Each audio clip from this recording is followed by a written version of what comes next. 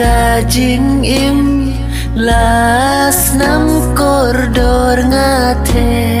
ba pi ban im ban yo lat na jing jo nga ai la kajing im ai yu pin ai ya nga ai la kajing im ai yu pin ai ya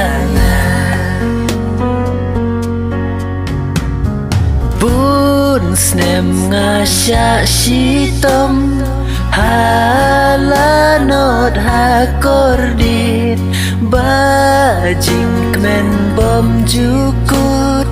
pin shem klem jing pen wi nga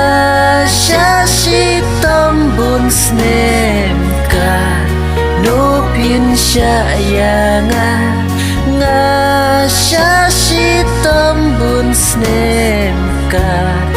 no pin sha ya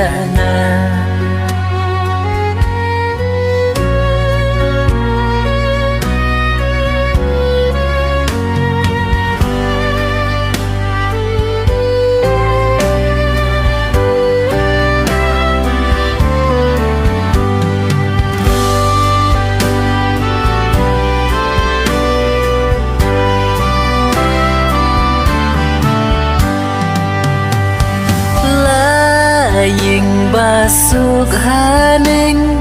badam da buram lay nga iban wan habdeng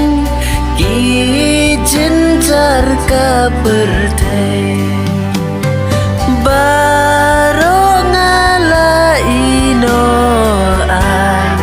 yupin iyanga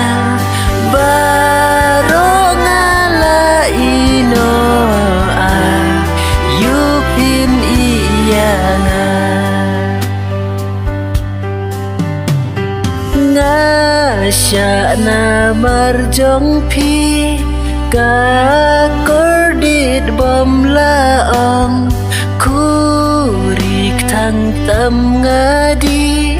ba pin lat na du jo na marjong pi nga sya ai yu ya nga pin sya na marjong pi nga sya